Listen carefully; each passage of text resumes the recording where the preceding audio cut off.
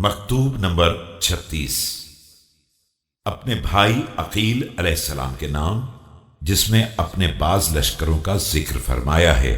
اور یہ در حقیقت عقیل علیہ السلام کے مکتوب کا جواب ہے۔ بسم اللہ الرحمن الرحیم۔ پس میں نے اس کی طرف مسلمانوں کا ایک عظیم لشکر روانہ کر دیا، اور جب اسے اس امر کی اطلاع ملی تو اس نے دامن سمیٹ کر فرار اختیار کیا اور پشیمان ہو کر پیچھے ہٹ گیا،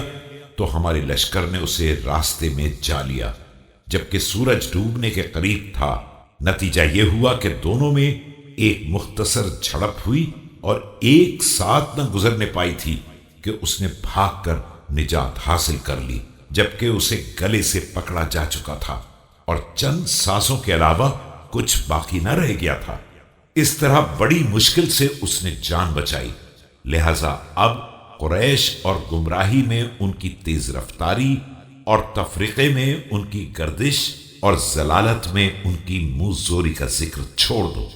ان لوگوں نے مجھ سے جنگ پر ویسے ہی اتفاق کر لیا ہے جس طرح رسول اکرم صلی اللہ علیہ وآلہ وسلم سے جنگ پر اتفاق کیا تھا۔ اب اللہ ہی قریش کو ان کے کیے کا بدلہ دے کہ انہوں نے میری قرابت کا رشتہ توڑ دیا اور مجھ سے میرے ماجائے کی حکومت سلب کر لی۔ اور یہ جو تم نے جنگ کے بارے میں میری رائے دریافت کی ہے، تو میری رائے یہی ہے کہ جن لوگوں نے جنگ کو حلال بنا رکھا ہے ان سے جنگ کرتا رہوں، یہاں تک کہ مالک کی بارگاہ میں حاضر ہو جاؤں۔ میرے گرد لوگوں کا اجتماع میری عزت میں اضافہ نہیں کر سکتا، اور نہ ان کا متفرق ہو جانا میری وحشت میں اضافہ کر سکتا ہے۔ اور میرے برادر، اگر تمام لوگ بھی میرا ساتھ چھوڑ دیں تو آپ مجھے کمزور اور خوفزدہ نہ پائیں گے، اور نہ ظلم کا اقرار کرنے والا، کمزور اور کسی قائد کے ہاتھ میں آسانی سے زمام پکڑا دینے والا،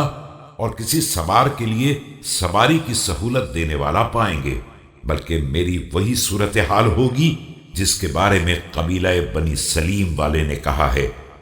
اگر تو میری حالت کے بارے میں دریافت کر رہی ہے تو سمجھ لے کہ میں زمانے کی مشکلات میں صبر کرنے والا اور مستحکم ارادے والا ہوں۔ میرے لیے ناقابل برداشت ہے کہ مجھے پریشان حال دیکھا جائے اور دشمن تانے دے، یا دوست اس صورتحال سے رنجیدہ ہو جائے۔